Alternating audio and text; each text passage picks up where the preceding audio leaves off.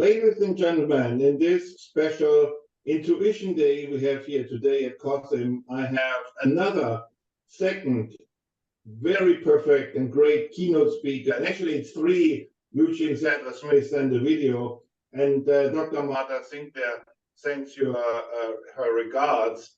And I'm very happy to announce our dear keynote speaker, Professor Dr. Jay Liebowitz.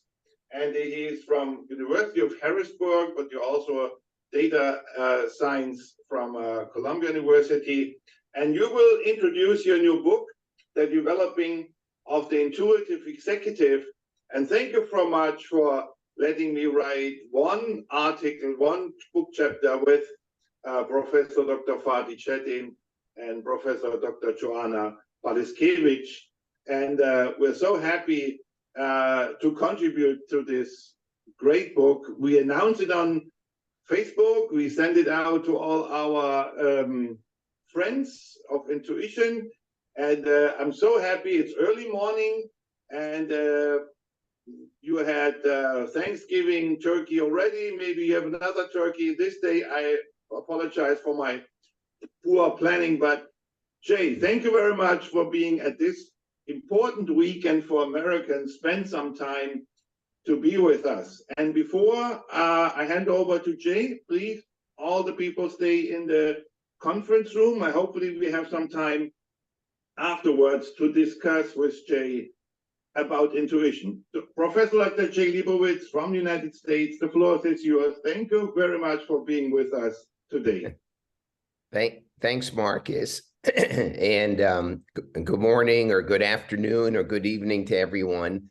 Let me go ahead and share my screen so you can see the slides. Markus, can you see the slides okay? Yes, just perfect. Okay, great. Yeah, so as Markus mentioned, it's about 7:25 in the morning here in New York City. And, oh my God, I'm sorry.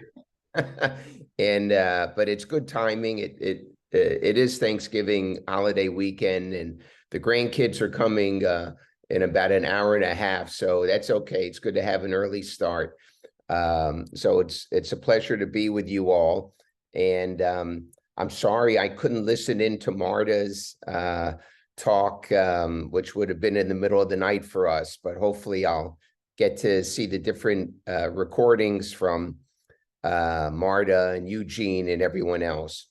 So as Markus mentioned, I'm going to talk about actually this new book that came out about a month ago, and it's called Developing the Intuitive Executive.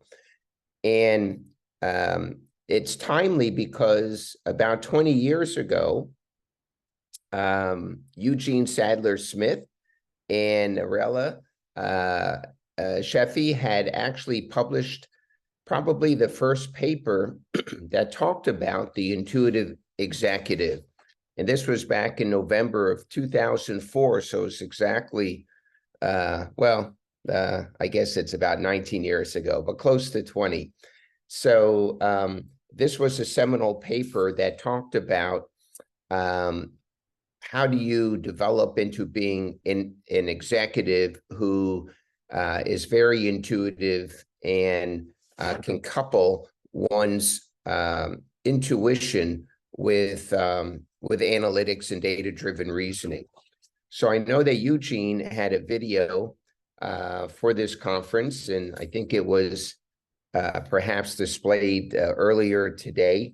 And I just want to highlight some of his work. I know last year he presented on the impossibility of artificial intuition. And I understand, I haven't seen his video recording yet, but I believe he, at this year's conference, he was talking about whether AI will kill intuition. So it's certainly a very hot topic. And as I'm speaking about Eugene's work, the secret is out. So he talks about the 3 S's. It doesn't refer to Sadler-Smith's secret, but instead he talks about insight being able to see things, analysis solves things, and intuition senses. So, so anyway, we're going to talk about some of the advances in the intuition area.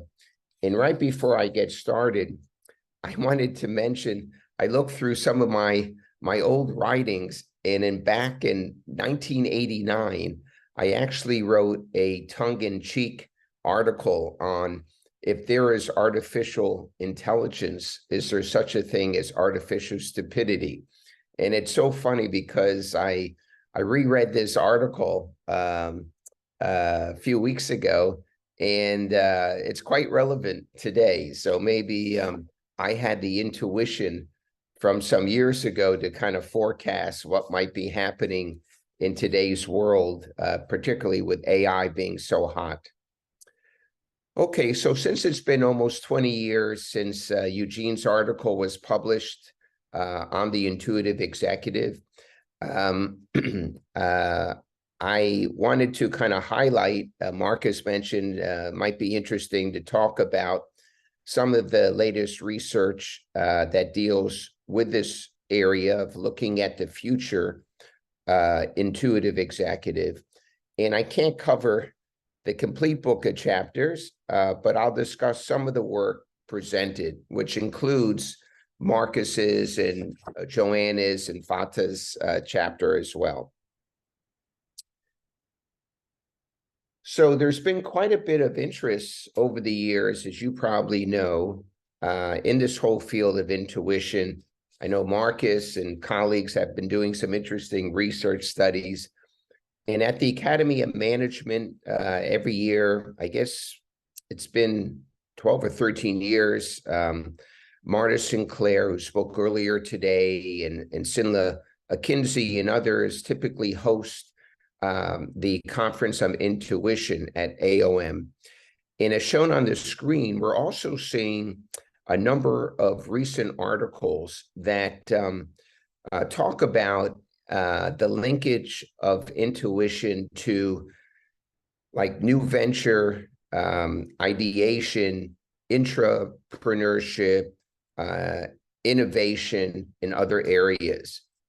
And so I see we have Fatah here, so welcome. Good to see you. Thank you. I'm sorry for being late. Sorry. Oh, Sorry to interrupt.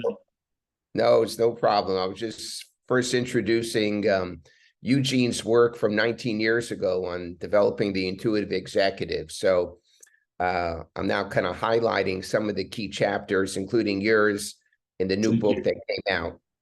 Thank you. So, yeah, so Sinla Kinsey and Eugene adopted the Crossan and Company called the 4I framework. And this has feed forward and feedback loop processes of organizational learning. This goes back to 2019. And the 4 I's refer to intuiting and inquiring, and then integrating, and then institutionalizing. And it moves from the individual, as shown on this screen, to the group, to the organization. And also about a year later, they offered some discovery of intuition-based inquiry. So this work advanced the research at the time by first conceptualizing and offering a definition of collective intuition. And second, it shifted the intuition research forward from an almost exclusive reliance on the individual level of analysis to the study of intuition at the collective level. So in looking toward today and the future, Sinla and Eugene in this chapter, they kind of make 3 key points. And the first is that the intuitive executive has an inquiring mind. So as they discovered in their studies, inquiring is used alongside intuiting as a sense-making mechanism. So both at the individual level, that's intuition-based inquiry, and then at the collective level. So kind of feeding inquiry into the collective decision-making process. Second, the intuitive executive processes often contain skills that complement AI for improved decision-making. And third, they found that the intuitive executive certainly has an important role in developing collective intuitions and contributing to organizational learning. So as we look ahead, another important area of research is looking at how do you train intuition. And in the second chapter by Katerina Fellhofer and Eugene and Marta, who you heard from earlier today, they point out different challenges and opportunities. So they examined the conceptual work on education and training and enhancing intuition in the laboratory and field settings to identify the most promising methods of intuition development and to suggest research directions. So they identify educational and training methods with a focus on the brain, so what they call brain-based methods for developing intuition. So these would be the cognitive aspects. And then the body-based methods, kind of the affective, interoceptive, like sensory, somatic, and visceral aspects. Those would be the body-based methods. And they feel that both of these show great promise. And they then suggest some designs for future study that have tremendous potential to move to the field and advance the field forward. So you probably know, for those in intuition, the first wave of research looking at intuition in management was, in the early mid 80s. So Agor, Mintzberg in 1989, Herb Simon, I think in 87. They focused primarily on expert intuition, and that depending upon who you speak with, there are different types of intuition, from expert and social and moral. Other people have different classifications, but certainly expert intuition appears to be mostly of the intellectual mental kind. And they advocate that formal education systems haven't yet integrated intuition into the school classrooms and the corporate training rooms. So although intuition can represent a developable skill, for it to be more accepted, they feel that practitioners really need more and better guidance on how to develop and use intuition in the workplace and in their personal lives. So they point out that the real challenge is to determine which approaches work best and for whom. So what the authors have discovered so far is, first, a lack of theoretical models for how intuition could be developed in educational and training settings. And second, they indicate that there's a paucity, a scarcity of specific tools and techniques that practitioners could use readily to develop intuition. So it's a very interesting chapter that talks about what needs to be done in the future in terms of training intuition and bringing it into the organization. Well, Hallow and Nguyen focus their chapter. And again, for those who just signed on, I'm not going to go through all 12 or 13 chapters, but I'll highlight 5 or 6 that I thought, possess some really interesting ideas. Some of the other chapters are more applied oriented with case studies. So I'm trying to present some of the research here. So Hallow and Nguyen talk about how decisions can be made in the face of pressures for agility and responsibility and transparency in circumstances of turbulence and greatly enhanced complexity due to a wide range of factors. So we all know about the VUCA environment, so volatility, uncertainty, complexity, ambiguity. And what they highlight is what they call the iceberg model, as shown on the screen, and of decision-making and problem-solving. And they try to show the synergy between analytics and intuition. So I actually talk about what I call informed intuitants. And these are people who combine analytics with intuition when faced with a difficult business decision. So these types of folks would maybe emulate some of the different levels you see in this iceberg model, and they use a complementary set of intuitive and analytic skills. So these would include things like problem solving, issue diagnosis, thought generation, data synthesis, problem framing, collaboration, creativity, and other things. Well, Leonie and her colleague presented a model of decision-making and problem-solving here, in which the superficial levels of appreciation, so that of the senses irrational thinking, are suited to less complex circumstances. So as complexity increases, one can move through the levels of intuition from personal experience through insight to the deepest level of holism, in which the decision maker may need to kind of zoom out to create a space in which insight can make its appearance. So creative intuition and intuitive foresight can really produce a deep form of creative intelligence in which the problem and its surroundings can now be directly experienced as a whole, as a combination of constituent parts. So I just wanted to kind of highlight this iceberg model, which is kind of quite interesting. Let me just highlight a few more chapters, then I'll mention a few other things.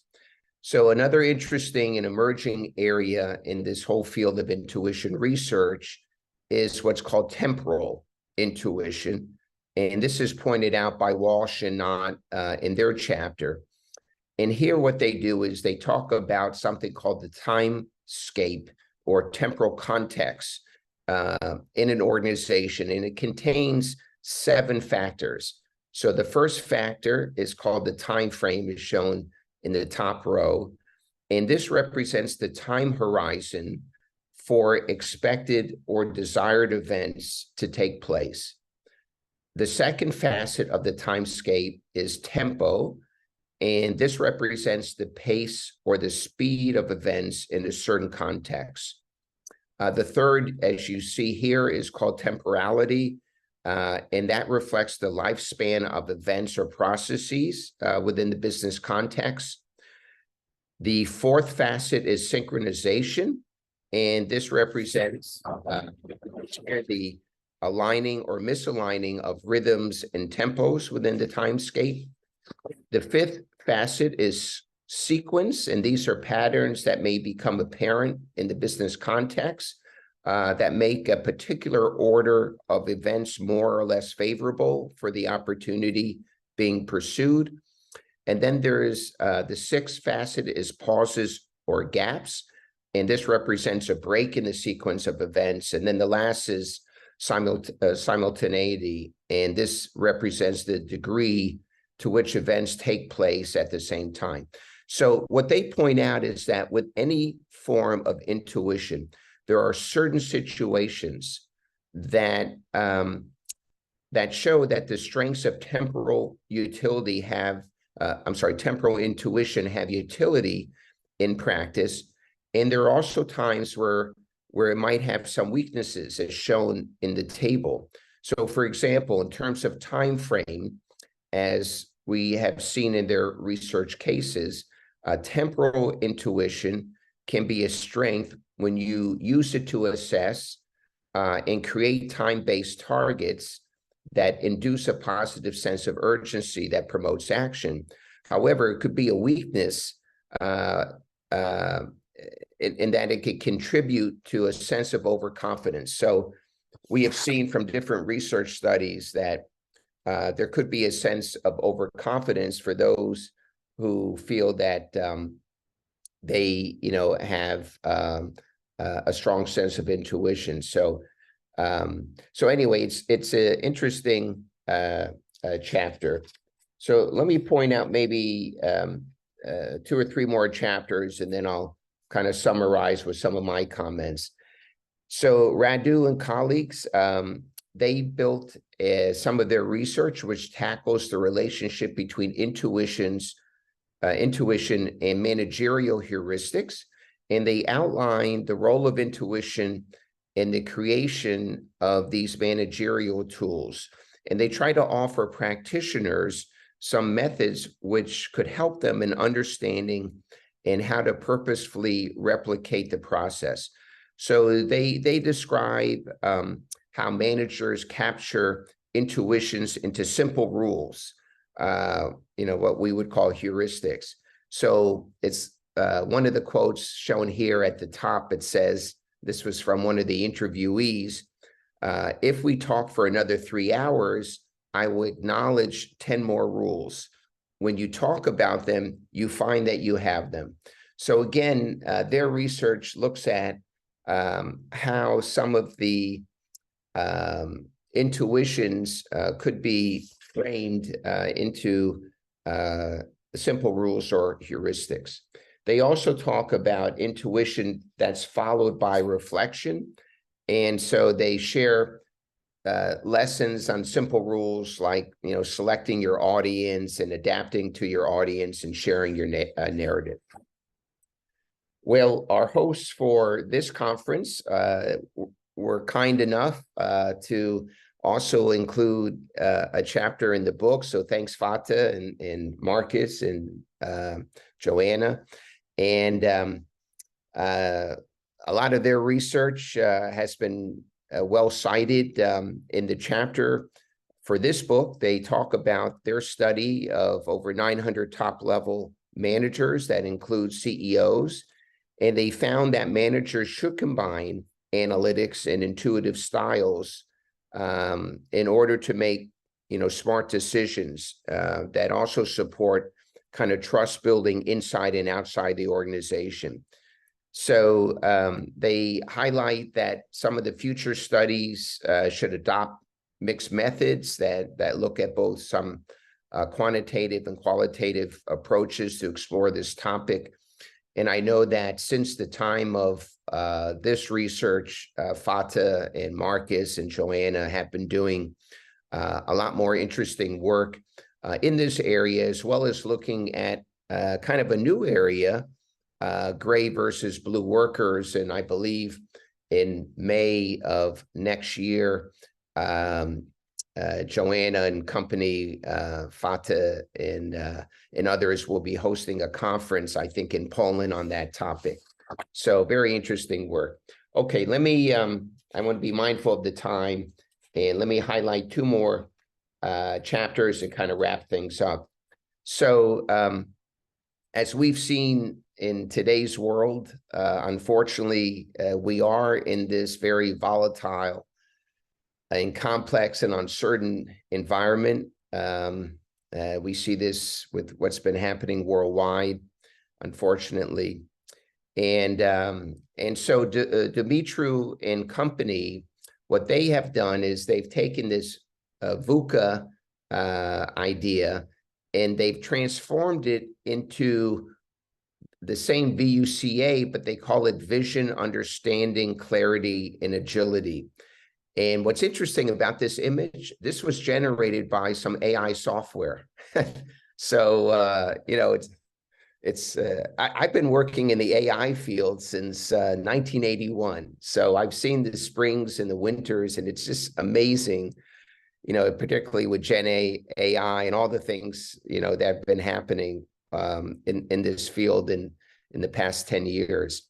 Anyway, Dumitru and company, they claim that the ideal intuitive executive builds decisions on metacognitive grounds, so thinking about one's thinking.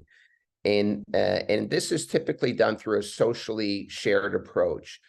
They also introduced the term mind-inclusive executive, to highlight the cooperative, intuitive type of leadership, which, especially in this VUCA world, is essential for successful leaders. Okay, let me highlight one more chapter, and then I'll kind of wrap things up. This was a chapter by Shivonen from Finland and colleagues, and they discuss the interplay between analysis, intuition, and sense-making. So in their study, they analyzed the idea screening process, so kind of the fuzzy front end of innovation. They looked at 14 experts from 2 technology companies, and the experts reviewed between 7 and 33 ideas each and evaluated whether the ideas should be developed further or discarded based on their short and long-term potential for the organization. And so their analysis revealed 7 key activities, as shown here, that the experts use to make decisions on idea quality. And these are kind of highlighted in the table here under activities and practice. They also talk about something that's called generative screening that can be used by organizations where the intent is to explore new opportunities, and they use raw ideas as triggers for inspiration, and they shift the role of the decision makers to co-creators and designers. So it's a very interesting research, looking at this whole area of combining intuition and analysis and sense making. So I can't cover all the chapters, but I kind of, give you a few highlights. I want to close with just a few other thoughts. So there are many books that have been published recently that I think add quite a bit to this whole discussion of intuition research. And this book called Decisions Over Decimals was published this past year by some of my colleagues at Columbia, Oned Netzer, who might be Turkish. I know Fatah would know better, but he has an endowed chair in Columbia's business school. Christopher Frank and Paul teach part-time for Columbia. They're vice presidents at American Express and Google. And they published this book where they talk about quantitative intuition. So, we've been talking a little bit about combining analytics and data-driven reasoning with intuition. And I do feel that analytics plus intuition equals success. And they have this concept of quantitative intuition, and they define it as the ability to make decisions with incomplete information via what they call precision questioning and business acumen driven by pattern recognition. So they actually have been conducting many workshops for senior executives throughout the world on this whole concept of quantitative intuition. So in their book, I won't get into all the details, but I thought this was an interesting table where they cite there are 4 key roles in skill sets for those in quantitative intuition, or really data science in my case. So the first is you have the data scientist, who's more the computer, science, techie-oriented individual. The data engineer, the second column, is a little more hardware focused. The data translator, they actually feel is the most important person to the team. And this would be someone who's kind of the interpreter between the business unit and the data scientists. And then they have the 4th role as the data artist, but it's really someone who does data visualization. And they feel that all 4 roles are critical to a team, but they truly highlight the data translator, the interpreter role, which is I think an important role. So I want to kind of wrap things up. I'd be remiss if I didn't at least mention AI as we move forward. I'm actually going to start a research project called it's through the Human Tech Program through the Politecnica di Milano in Milan, Italy. They were able to get funding through the Italian government, and to host some visiting scholars. And I'm going to be looking at whether computers can exhibit intuition. So it's going to be an interesting project. So I'm sure Eugene's work and his talks earlier today, will come into play. So we all know about the impact of AI. Gartner, which is one of the major research firms, they predict that by 2025, 95% of decisions that currently use data will be at least partially automated. And you have seen over the past week with Sam Altman and OpenAI, all the craziness, what's been going on with generative AI, and OpenAI, of course, produced ChatGPT, and he was fired and then hired by Microsoft, and then the next week, in the same week, he's back as the CEO of OpenAI.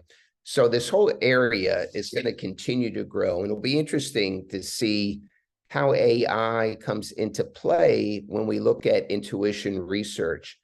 I did find, this was from 2 weeks ago, this is out of London, supposedly the world's first AI system that demonstrates the ability to negotiate a contract autonomously without any human involvement was fielded and used. So Luminance in London, they have a system called Autopilot, and it negotiated a non-disclosure agreement in a matter of minutes without involving, any person. So my wife and our younger son are lawyers, and certainly for transactional law, for document, review, we've seen AI being very successful. But now you're starting to see it move into these other areas of, in this case, of law, where you would expect to have human involvement. So it'll be interesting to see what happens. So certainly AI is hot, and generative AI is even hotter. I found this cartoon, which I thought was funny. So, this is someone coming in to be hired, and the fellow says, "Do you need a growth hacker?" And they say, "No." "Do you need a brand guru, a social media ninja, a content rock star?" They say, "No. I'm looking for real qualifications, not just buzzwords." So he said, "How about an AI prompt engineer?" Say, "Oh, okay, when can you start?" So, certainly this whole field of AI prompt engineering is a highly sought after field. And, of course, it's the underlying work dealing with large language models that ChatGPT and BARD and other generative AI tools have been built. And the salaries, at least in the US, are amazing. It's like $250,000 to $330,000 a year. So, our students who are getting interested in AI, I think they see the dollar signs, and they're looking very closely at, this whole field of large language models. BARD, which was developed by Google, it's had its issues, but it's available in more than 40 languages in over 230 countries and territories. So again, we see this Gen AI, it's going to continue to play a role. We see it even at our universities. So it'll be very interesting. So since I started my presentation talking about Eugene's work, I'd be remiss if I didn't end my presentation by citing his new book, Intuition in Business, came out this past year. I read through it. It's great. It's very research rich, extremely informative on intuition in business. So for anyone who's interested in intuition, especially applied to management, it's fabulous. So I'm going to conclude with this quote. We're in New York City, and last week we were walking down the street, in a storefront window had this this expression on this quote on its window. It says, "You can find inspiration in everything, and if you can't, look again." So this whole field of intuition research is just, it's a great area. It brings in multidisciplinary talent. I think it's an important emerging area, and I appreciate the opportunity to be part of the conversation, today. So I'll conclude here and be happy to answer any comments or questions. Professor Dr. Jay Liebowitz with us early in the morning from New York, my old home. I lived 7 years in New York City, and it's very interesting that you are in artificial intelligence. What did I write down? Since 1980? 1990? Yes, I met a lady researching on artificial intelligence from the University of Karlsruhe, my hometown, and it's the same. And she said, I'm retiring, and that was 2 or 3 years ago, and she said, I'm retiring soon, and I will never see artificial intelligence really go up, and now hopefully she can work on that. You see, there's a big interest in your speech. We have people online via Facebook listening, I see that.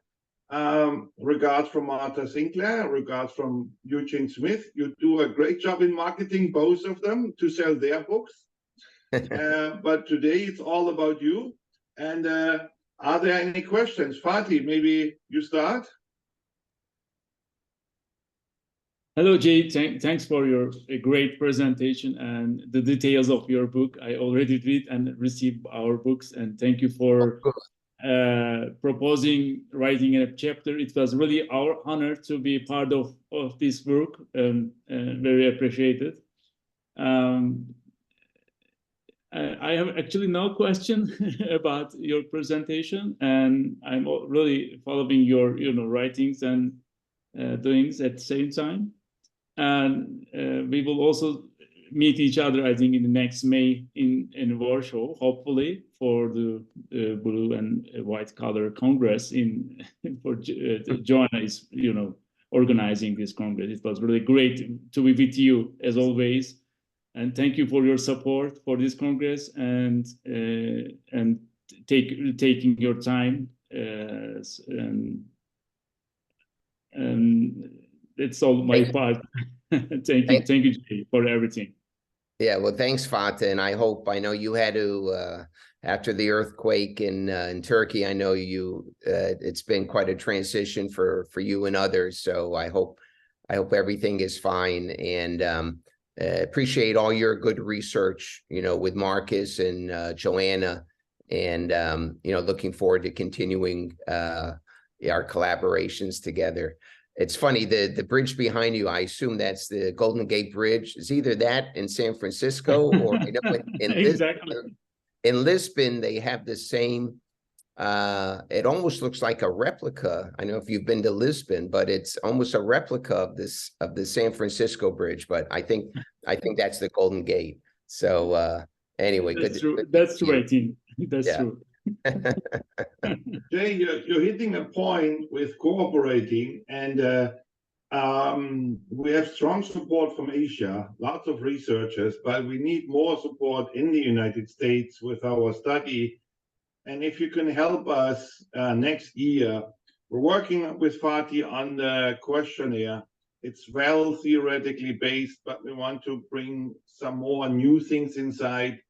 The Eastern world we bring inside, and we have listening to Martha today. She brings very good inspiration, and also your book and Eugene. It would be really great to work together with you, and hopefully soon. Hopefully Fatih and I can come in summertime to the AOM in Chicago, and maybe we can stop by in New York if you're there. Yeah, that'd be great. That'd be great.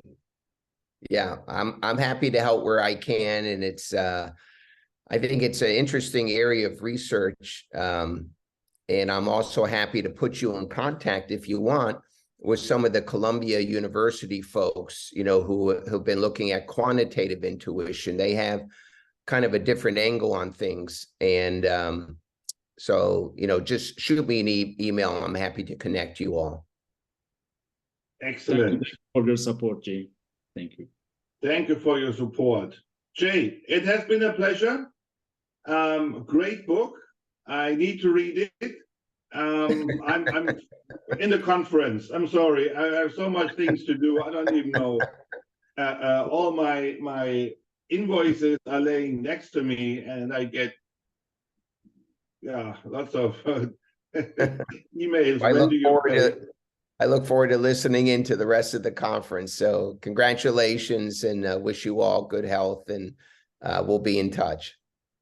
Thank you so much, Professor Dr. J. Liebowitz from New York, being with us today. Okay, bye-bye.